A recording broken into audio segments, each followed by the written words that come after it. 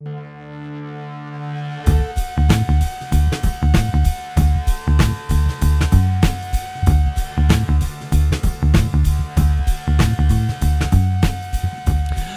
everybody, to the Nightly News Podcast. This is Professor Paul Miller back again with our most famous and prolific guest, Dean of Student Engagement, This is Adrienne the best Thoman. introduction ever. I love it. I got your name right this time. You and Steve both I've been having trouble with because I'm so used to saying one thing, and now you get this illustrious promotion. And by the way, you were featured in our publication last term. Did you receive the copies that I gave to you? I did. I have them, and I didn't make it through to read them thoroughly yet. Well, I hope that you do. But I gave I gave you an extra copy so you can give it to someone because you're featured prominently about your promotion. Well, that's awesome. I appreciate that. Yeah. So we certainly appreciate all that you do. Is that really nice article that Jen D wrote? Yes. That was really sweet. I really appreciated that. Well, I saw it online. We appreciate you, and that was definitely one of the ones that made the cut, if you will, for our final publication. So, awesome. We're also being joined today by Morgan Yeager, one of our new Communication and Nightly News Media Club students. Morgan, welcome to the podcast. Thanks for having me. Of course. Not only are we super excited about having you on, but this is your first podcast that you've ever been on. Is that correct? Yeah. That's pretty exciting. It's interesting because we were really looking for somebody to be on this episode with you, Adrienne, because as much as, we've been on 1,000 podcasts together, but I always like to bring in a student perspective to be on the show. And Morgan was, to say the least, a little nervous. So we tried to make it clear to her that she was going to be, this was going to be very easy and lots of fun. So yeah. I appreciate that. Well, we have a lot to talk about, Adrienne. Obviously, we are in the middle of our fall term, and while we don't have you on monthly anymore because we've kind of decreased the amount of podcasts that we have, at least temporarily, we did want to give you a chance to come on and chat about some of the really cool things that we have going on campus. I think my first question, and I always got to make sure I ask you this, how is the Pirate Life podcast going? Oh my gosh. Well, we are actually recording tonight. We have this is my second podcast of the day. So we're doing good. Pirates are hanging in there. We are slowly pecking away at our life list. So I am still very upset that I am not producing your show. I know. We miss being able to come in here. Well, we're going to have to make sure that when all is clear that is adjusted, even if I have to adjust my own schedule. We have been talking about it. We have a job change. We have all kinds of different scheduling things that have happened. So if you follow the Pirate Life on social media, you will see that recently they went axe throwing. So as long as you don't bring any axes into the studio. And we were really good at axe throwing too. I'm sure. Not really. Follow them on social media. The Pirate Life podcast continues. Even though it's not being produced by me, I still listen to it. You're still our producer. Well, I appreciate that.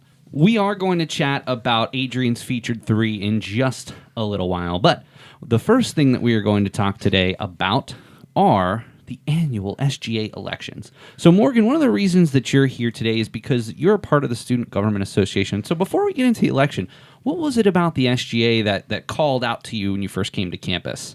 Well, mainly it was the fact that I actually live with the current president of it, and she told me quite a bit about what they do. And the main thing was the event planning, honestly. I think that's really something special because especially in our field, so you're a communication student, and especially in our field, being in event planning is really one of the most important things because basically in all forms of communication, planning events is going to be really important. So what has your impressions been of being a part of the club this term? Well, honestly, we haven't gotten to do a whole lot, but I have a feeling that's because of COVID. She said between this term and previous terms, it's a huge difference. But the pumpkin did you make it to the pumpkin carving? Yeah.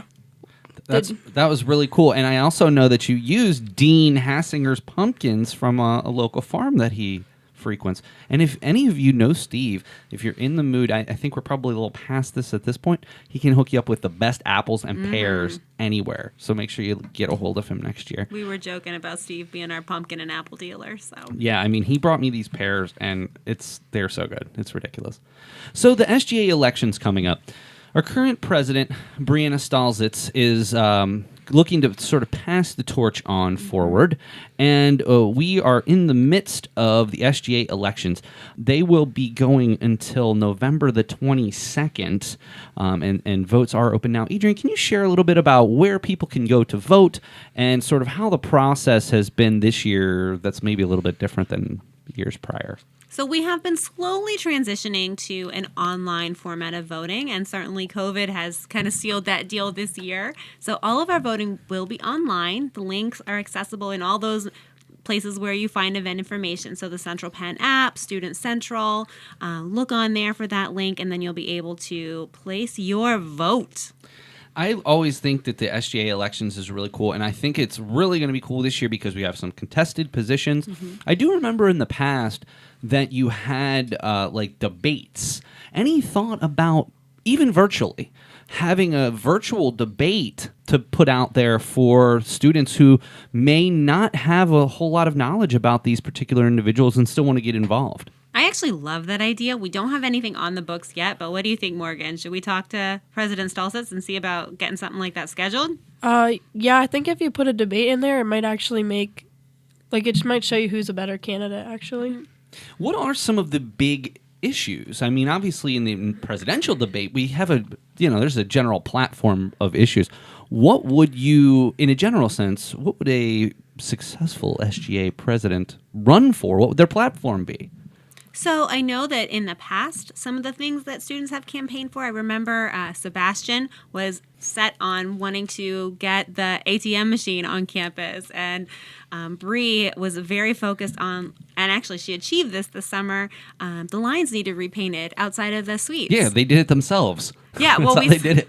But it got dead. No, that's awesome. I think that's amazing. She totally was like, that was her mission, and I'm so proud of how she followed through. She got volunteers. She worked with maintenance who made us like homemade stencils to be able to do these lines. Cool. It turned out to be a really fun project. So it's really, I think, awesome to see how students are able to see something that on campus that can be better and actually work toward doing that. And our SGA is so special because not every school has the opportunity that they do. Our SGA meets every term with Dr. Fadrizi Williams, and that doesn't happen everywhere. No. And she legitimately, I love when she meets with our students because she's always so open to hearing what their concerns are and what's really going on with them and their experiences. So truly, our SGA officers are a voice for our students, and they have that direct connection to our president, which is, I think, pretty darn cool. So again, the SGA election nominations will be available through November 22nd, and look forward to a debate coming up potentially between the people who are running. I think that's a really, really cool idea. Another thing that I wanted to talk about, obviously we are this term is just going to be, when we get to the end, it's going to be such a sigh of relief. So this is not news to anybody at this point, but 2 weeks after Thanksgiving and 2 weeks at the beginning of next term, we will be remote for classes. And so I'm sure that's thrown a huge monkey wrench in your job. I mean, you're trying to engage students who are here, who are online. But I do know that we did talk about, and again, things can change, but as far as we know, finals week wake up is still on. Tell us about that. Yeah, so I always joke that caffeine and sugar are good luck for finals. At least in my head they are. So every finals week, we typically do a station out in the ATEC lobby where we just coffee and donuts for students to be able to come by and get. And of course, we do that in a way that is COVID friendly. We are gloved and masked and ready to be able to serve you safely. But yeah, so come get your good luck charms of coffee and sugar and donuts during finals week. Before we move on to Adrienne's Featured 3, there was something that I wanted to bring up with you that every time I see you, I forget to bring up. One of my students in my class, in Morgan's class actually, has been doing a story about the water fountains that are being changed to bottle fillers. Yes. And when she started talking about this, I have class in the theater, one of my classes, and I use the bottle filler to fill up my bottle before I go into class. Well, wouldn't you know, that bottle filler in the in the underground is so close to $25,000 So I'm Really? You didn't know this. Well, I haven't been there to watch. I didn't watch the count lately. But is that what it's up to? It is like 24,800. And so her initial story was, hey, talking about all the bottle filling stations. And I just so happened to go and I said, this thing is going to be up to 25,000 from a green team representative. What does that mean to you that bottle filling station is getting close to 25,000 bottles saved? I think that's a green team victory right there. What do you think, Morgan? Yeah, for sure. Like, I watch it, but I thought for sure Michaela would have said something to you. Michaela Goss was the one that was doing the story. I'm that was trying her to whole convince story. Michaela to join the green team right now. She is all about this, and she thought it was really, really cool that I thought it was really, really cool because that's been there since the underground opened. Yeah. 25,000 is a big deal. I don't know if that's worth a green team celebration, shout out, or what have you. Well, I think of like 25,000 plastic water bottles. Like, if you would have that in a space, and that is what we have spared from the landfill. I don't know. I think that you need to let me know or someone from the green team know, and I'm going to be the person who is the 25,000th fill of that because I don't know. For some reason, I thought that was really cool. I think 25,000 is a big number, and I think that considering all the different things that all the different milestones, I think that's one of them for sure. From the green team perspective, I think that's something that should be celebrated. I feel like we need a live video of like that 25,000. I'm in. I'll do the $24.99. Right. You can do 25,000. All right, we're gonna do this, and then we'll you can fire up the activities Facebook page. We can do a Facebook Live. So, well. That brings us to everybody's favorite segment, Adrienne's Featured 3. We have 3 big events coming up that I want to hear about, Adrienne. So start us off with event number 1. All right, number 1. All term long, we have been supporting Night Quest 2020, which is to combat hunger here in Central PA. We are doing our second drive-in drop-off event. This is an opportunity that our community can actually come through and donate food, donations, money is fine too, to all support the Combat Hunger initiative that's happening here at Central Penn. So that is November 21st. This is a Saturday from 10 a.m. to 2 p.m. We really had a great time. We did it a month ago. It was a success. We had a blast and felt like it was worthwhile to do again. Morgan, are you involved in the Night Quest Combat Hunger at all through the SGA team? No. Have you ever been involved in any type of like food collection, food donation type things in the past? Yeah, throughout middle school and high school, our Lions Club and different clubs would do different food collection. Now, have you ever had the opportunity to work at any food pantry or soup kitchen or anything like that? No. I got to be honest with you. Part of the reason that I've been so gung-ho about this, I mean, obviously it's a super important cause, and I don't want to, I don't want it to seem that wouldn't have been involved otherwise, but, I had the opportunity to work with the New Hope Ministries basically from March all the way up through September. And it was a very eye-opening experience to work one-on-one with the individuals who you were actually directly supporting.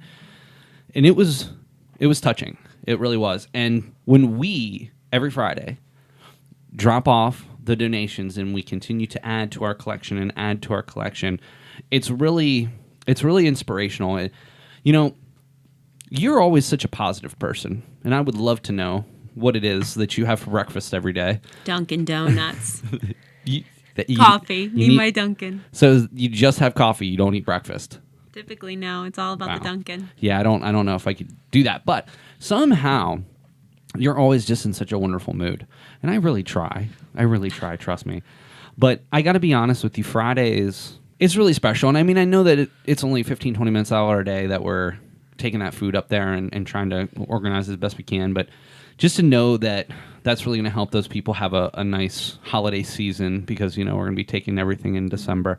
It really means a lot, and I'm just so looking forward to, I mean, I'm not going to be there in person, but looking forward to taking that food to those individuals and in some small way, I mean, it's going to help, and it's going to help a lot of people, and it's really touching, and I'm just glad that the school has really taken to it, to Night Quest. I mean, monetarily, food-wise, volunteering, I don't want to say it's surprising, because anything that you and Curtis are behind is bound to be successful, but I got to be honest, I'm so happy that this has been embraced by the college the way it has. And I just hope future night quests will be as successful because Absolutely. it's very touching. I mean, you've been part of this. You were part of the original team that helped to create this. So I think it's really neat to be able to see what that work has created. You know? I'm proud to be on it. I know sometimes Adrienne would probably wish I wasn't on it because I rock the boat sometimes, but only just because I'm so passionate about it. Which is a very good thing. Yeah. So, drive-in, drop-off, Saturday, November 21st from 10 a.m. to 2 p.m. It will be on Valley Road in the parking lot. And trust me, if you drive by, you will see everybody. Very, very colorful signs and the tents out there. So, really, really cool. And I'm excited to have some Nightly News members be out there. All right, Adrienne, we're moving on to event number 2. Let's hear about it. All right. So I had the amazing honor to be a part of the original performance of Reclaiming My Time. It was created by, full of amazing poetry by Maria James Chow, who our theater director, Janet Bixler, put to the stage. What an incredible experience that was. And with everything happening this year, especially around race relations and diversity and inclusion, it just seemed like the perfect time to have that, bring that performance back. So we are doing Reclaiming My Time 2.0, which is going to be a virtual version of it. It's going to be on Zoom webinar. And I absolutely cannot wait to be able to share it with more people. The original show, when we did it, it sold out every night. It was so awesome. There were still so many people that wanted to see it, and to have the opportunity to share it with an even wider audience is just incredible to me. And all the poems are based in true stories that happened in our area, some pretty awful experiences. And then also some signs of hope and positivity too. It's you can learn so much from it.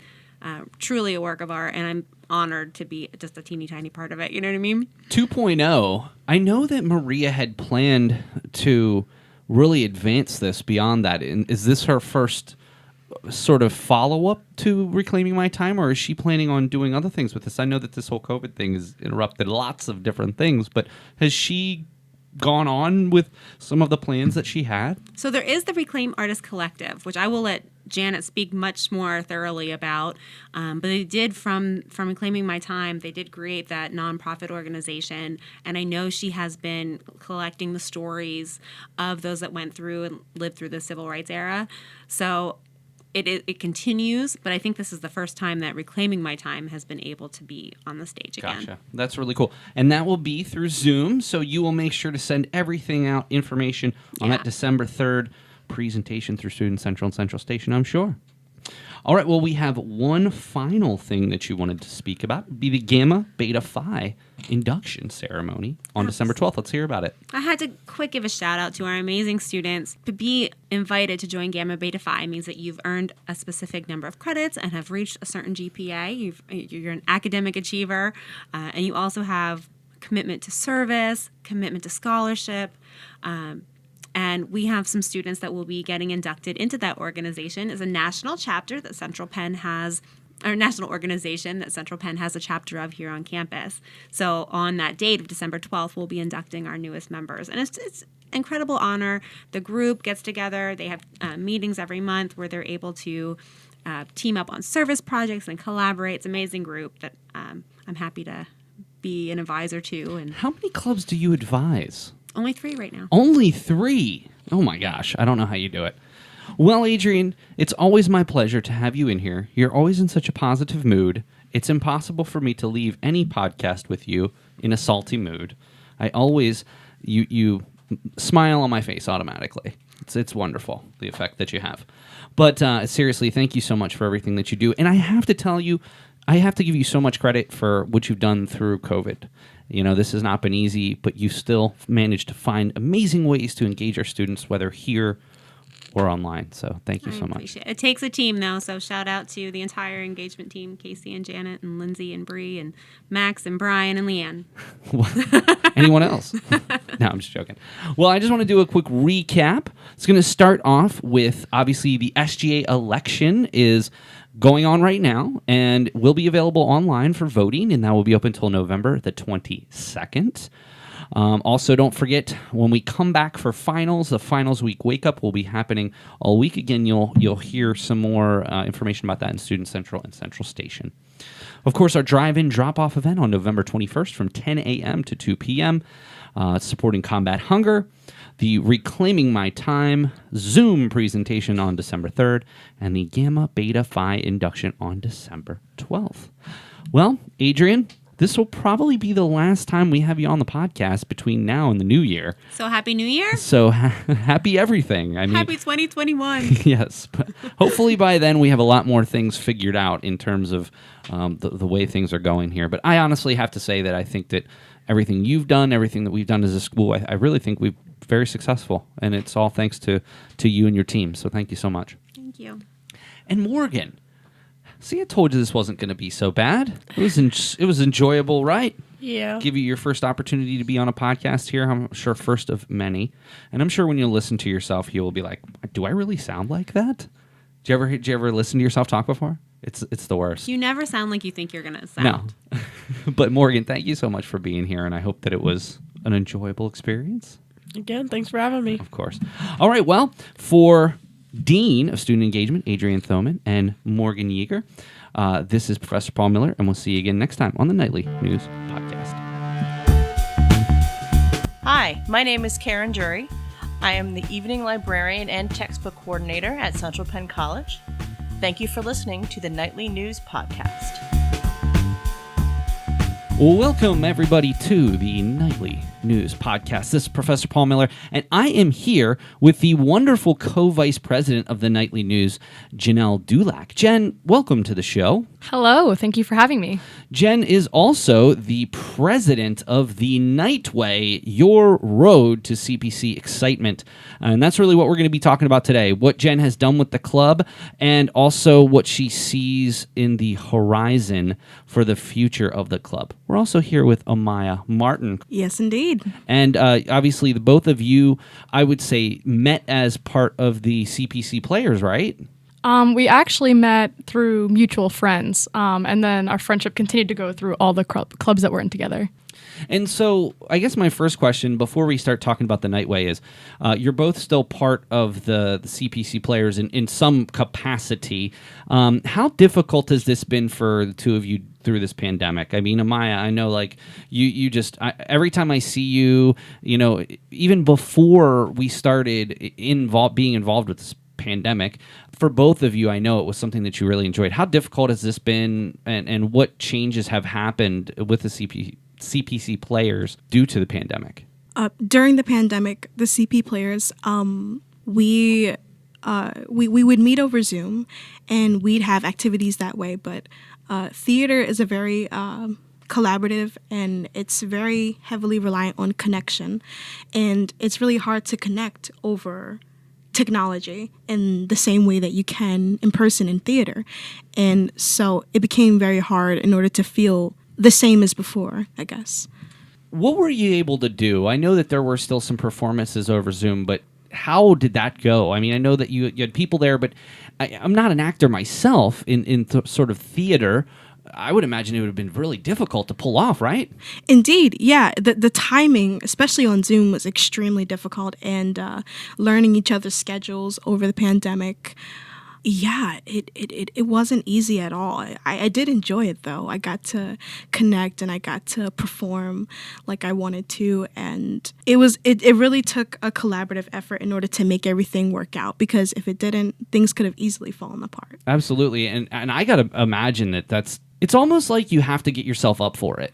You know what I mean? Like, it's really tough to have yourself get in that mindset to perform when you're at your home. Exactly. Being in the theater, stepping into that theater, seeing the seats, knowing that later that day or later that night you're going to be performing in front of an audience, that's got to have some type of mental aspect to it. So, Jen, I mean, what were your thoughts about how you dealt with that when everything was over Zoom as part of, the CP players? I think that we as a group proved to ourselves that we're capable of doing a lot more than putting together set pieces and reading off of a script, because we all had to work so collaboratively to make that work. And I remember like I didn't perform live for when we did our showcases. However, Maya did, I think both times, right? It did.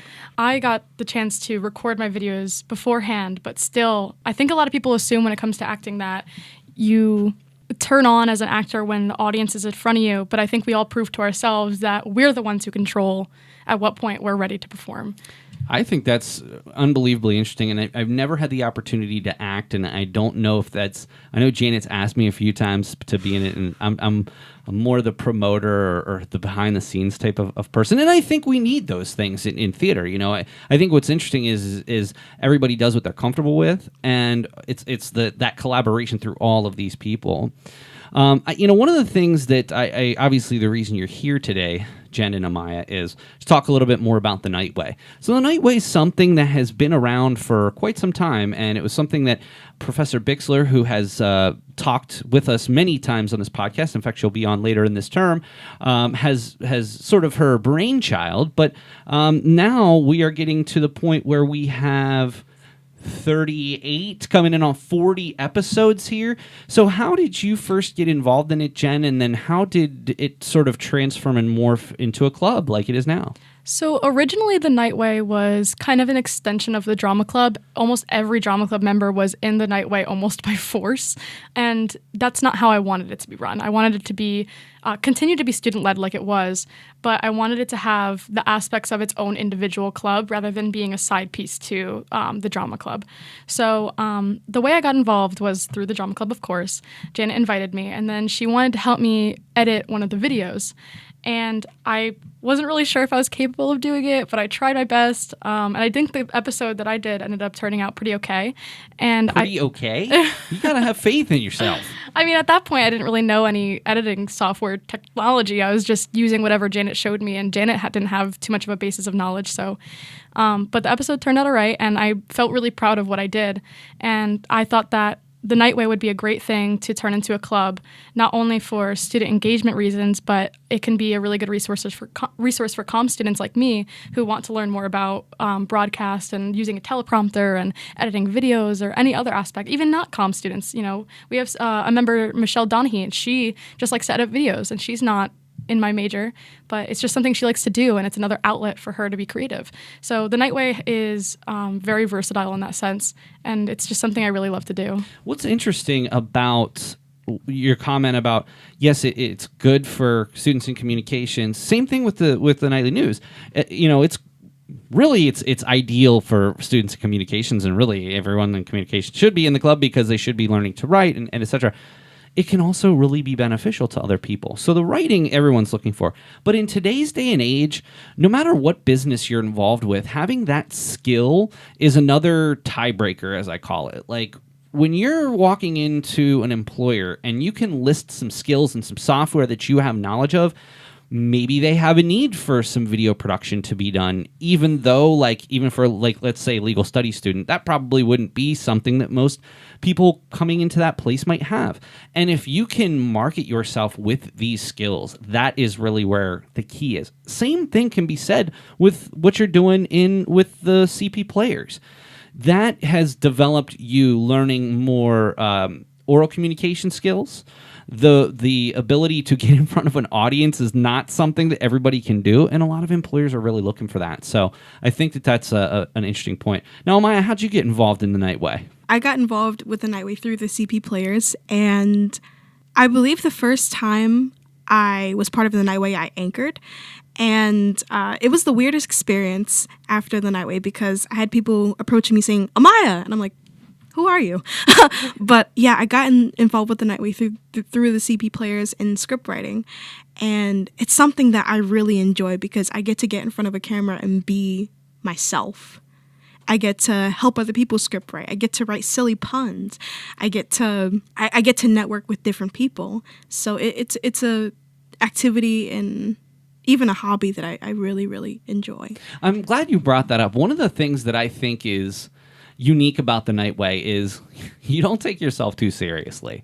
It's funny. It's serious enough, but it's comical as well. So, like, you're not making light of things on campus, but you're trying to bring a humorous element of it. It's almost like a playful late night show. I don't know if that's like what you're going for, but like, I'm a huge fan of Conan, and it almost seems like a Conan-ish type of show in terms of the level of seriousness that you bring to it. Wouldn't you say, Jen? The level of seriousness is something that I necessarily didn't choose, but I like to keep. When we think about our advisor of this club, dear Janet Bixler, she's somebody who always loves things to be silly and make it a production and things like that. So I think that taking that piece away from the Nightway would make it no longer the Nightway. It has to be silly. You have to have fun on the Nightway. That's just part of the experience. I like that a lot. Well, one of the things that you experienced recently was one of your first major campus-wide fundraisers that we did as part of the CPC Film Series. I certainly, as one of the organizers of the film series, can say that it didn't quite go as we anticipated. Our speaker, unfortunately, was under the weather and had to record her piece. We also were planning on doing it outside and all week long. Guess what? They were calling for rain all week. And you know what? This is what really bugs me. It didn't rain at all. I mean, it was cold, but it wasn't raining. And I guess we could have done it outside. But that being said, we had so many things that were going along with that we really couldn't afford if there was a chance of rain. And it did rain earlier than that day, and everything would have been wet and cold. So I think we made the right call. But that being said, it didn't happen quite the way we anticipated. Well, it didn't happen quite the way for you either, did it? No. I made many plans on how I wanted this event to go. And like you said, it just didn't go that way. And I'm okay with that, because not everything is ever going to go the way you plan it. There's always going to be something wrong if you make all these extravagant plans like we did. And either way, I'm still happy with the way way it turned out. We made enough money.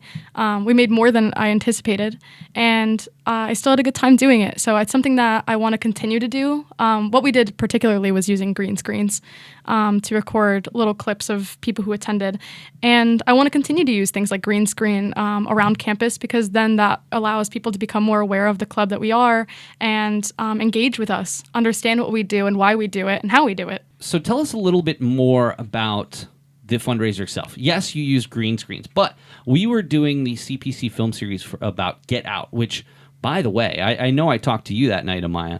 I was blown away by that movie. I had never seen it before. Had you seen it previously? No, I hadn't. So none of us had seen it before. No. Wow. I mean, that's one of those movies, I can tell if I like a movie if I'm still like looking things up about it like hours later. And my wife and I went out after we were done and got a quick bite to eat, and we were still talking about it. We were talking about it the whole car ride home. I got home. I always watch like Screen Rant videos. I don't know if you're familiar with Screen Rant. It's just like they have a YouTube channel, and anyway, bunch of videos on there. Saw the alternate ending. I was just blown away by the film, and I'm actually really looking forward to watching it again. But you had a themed fundraiser around the film, yes. Loosely based. Tell us about that. Obviously, the story of this movie talks a lot about racism, so that's not what we wanted to particularly, because we still want to be goofy and silly in the same way that Nightway always is, so we didn't want to poke fun at that very serious situation. Instead, we wanted to take another element of the movie, talking more about how people aren't exactly how they seem. And what we asked people to do is stand in front of our green screen at 2 different locations and say something along the lines of like, you may think you know who I am, but in reality, something, something, something. And that could be spooky, silly, anything they really wanted. I think one person, actually, I think Amiia gave a great example of saying that she was the flailing arm inflatable tube man in front of the car dealership, So you can be silly in that sense, or some people were like, I know where you live. So it was all up to the person that wanted to do it. And then that video would be edited by me and, like I said, Michelle Donahue. And then that would be sent to the people who recorded them so they can send them to their family members and friends for Halloween. Now, are you still in the process of editing those videos, or are you done with everything already? I'm still in the process of editing them. I really enjoyed it. I tried to get my wife to do it, and for whatever reason, she was too shy to go on. I'm like, this isn't going anywhere. They're just going to send them to you. It's not like they're going to put them all over the internet. But unfortunately, she wasn't She didn't get interested in doing it, but I did see that you had a variety of people there. Amiia, what was some of the impressions that you had from the evening? You actually got to go up and talk about the club to our audience. How did you feel about that? I was extremely nervous. Why? You've been in front of people before. I have, and it was very last second, and I wasn't expecting to go up and talk, so my mind got the best of me.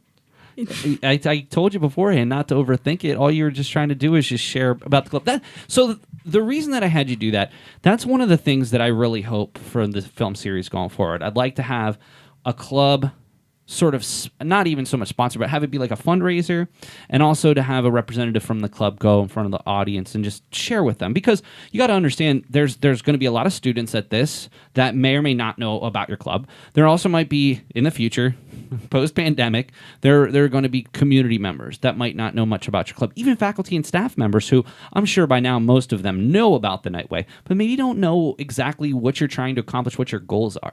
So I think that that's an important piece. We definitely learned some things. We learned that a lot of people kind of just show up right beforehand. So maybe trying to figure out some ways to get additional exposure or have a little bit more time before the show to maybe market it that, hey, you should be there early.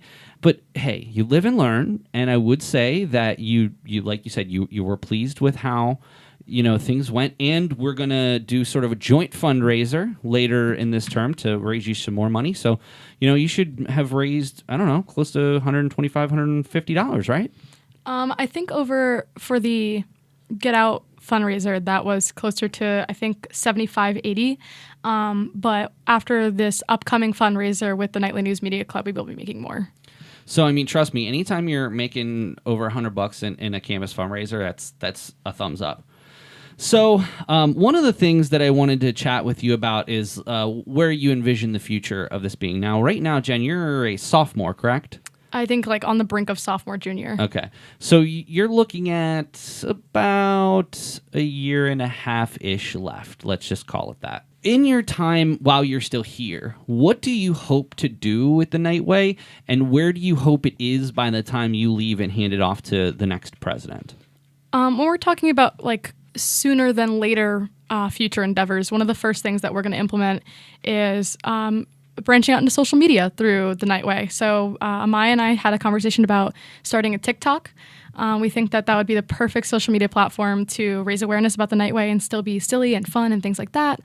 But when we're talking about much farther in the future, my first initial thought is to continue to use green screen and portable green screens so that we can get the community, the college community, involved with the Nightway. But when I hand it off to whoever might be president next, the thing that is most important to me is the organization of the Nightway. And there's a lot of continuity that's followed the Nightway since its beginning to now that I would like to continue to develop and make it more of a more well-developed production. So when somebody is going to take over the primary editing position, like I do almost all of the editing for the Nightway, when somebody else takes that over, I want them to know the continuity of the Nightway and what exactly it means to continue the Nightway. And I would like that message spread to the rest of the college campus. One of the things, and number one, I really appreciate the fact that you've stepped up with the Nightly News, even though I know that your schedule is insane. I think one of the things I'm hoping that you've noticed is that we try to do the same thing. It was not easy to do because of the pandemic, but the goal of the last couple of terms, which I'm not sure if we were successful on because we weren't all together, was to have Tyler and Christian working with you and Tyrene and Nash and Leslie to try to keep that continuity going. And that's one of the most challenging things here at Central Penn. One of the things that I absolutely love about this school is we're an accelerated program. And frankly, I'm sure that's part of the reason that you chose Central Penn. Maybe not solely, but one of them. Absolutely. So as much as we are all advocates of that, it makes it really difficult to continue things and have a culture surrounding them. A tip from me, someone who has been, an advisor of the club going on our 5th year for the Nightly News, is that it's always important to identify people who are interested and overachievers. From the day I met you, and from the day I met Tyrene, and from the day I met some of the other Nash, for example, I knew that at some point you were right to lead the club sooner rather than later. And so I guess what I'm getting at is the most important thing that the both of you can do right now is try to identify these people and mentor them. So instead of, I am so bad at this. Like, I've always edited the podcasts because it's just easier for me to do it that way than have to constantly find somebody and I have a schedule, etc.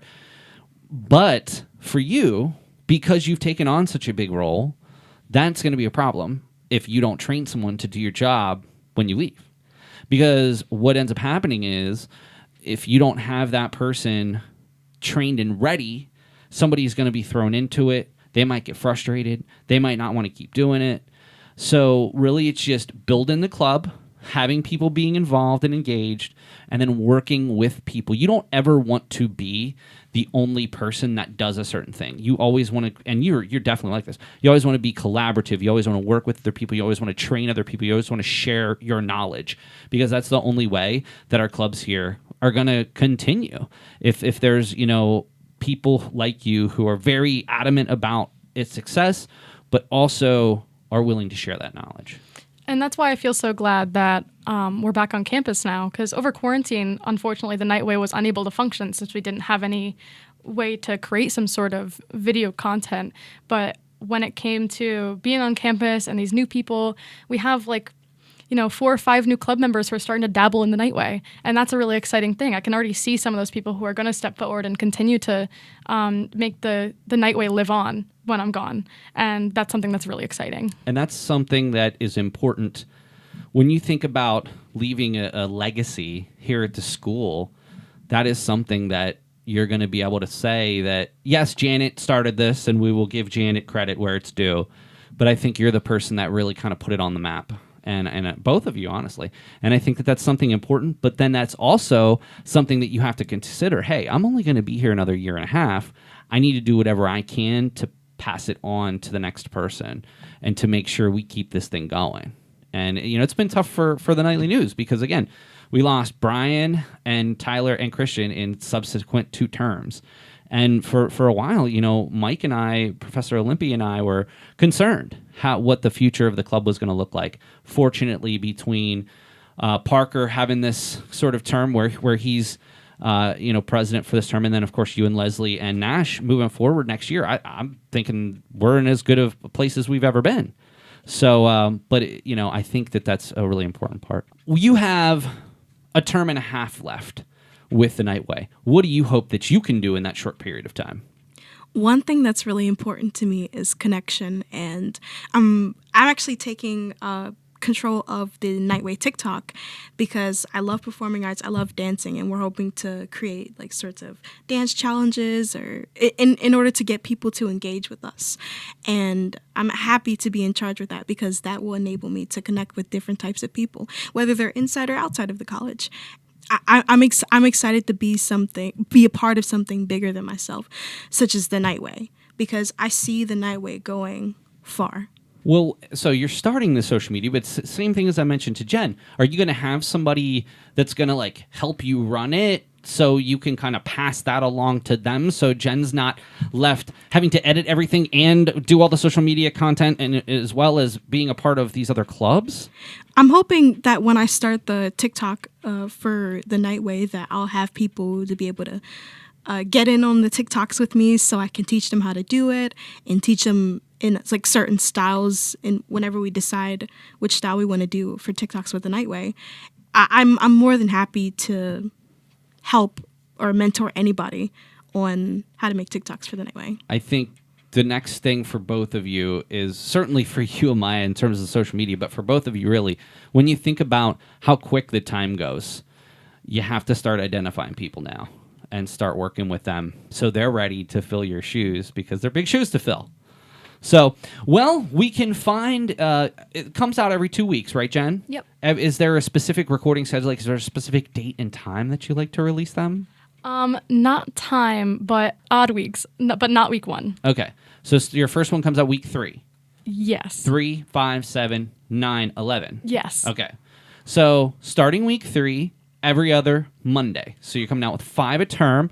And what they really focus on is what events are coming up here on campus, what's support services. You also have interesting segments that you have. You do, when there are sports, you do information about sports. I think it's a really cool news program, and I really love the fun attitude and the fun that you all seem to have in the studio. So I'm really glad to hear that it's going well. So you can go to you can go to the Nightway, Your Road to CPC Excitement YouTube channel, and check out not only all of the Nightways, but you've got a whole bunch of other stuff on here too. Tell me about some of the other things that you have on beyond just the Nightway episodes. I think on there we also have some of the showcases from the theater on there. So if you'd like that information, there's also a new show that's coming eventually in the theater called The Hand That Holds the Quill, and there's a couple videos of information on that as well on the YouTube channel. Thank you so much for being here, and I hope that you're able to get the TikTok channel off the ground, and I hope that you're able to work with somebody that's going to fill your shoes when you're gone. Yes. Thank you so much. Of course. And Jen, boy, I give you a lot of credit. You are super busy, but you manage somehow to keep a positive attitude, and that's really goes to show the type of person you are. So That's how it's got to be. Thank you. Well, trust me, I wish everybody would feel that way. Well, for two of my favorite people here on campus, Amiia Martin and Jen Dulack, I want to thank both of you for being here today. Please check out The Nightway, Your Road to CPC Excitement on YouTube. But we will catch you again next time on the Nightly News Podcast. So for Amiia Martin, for Jen Dulack, this is Professor Miller, and we'll see you again next time.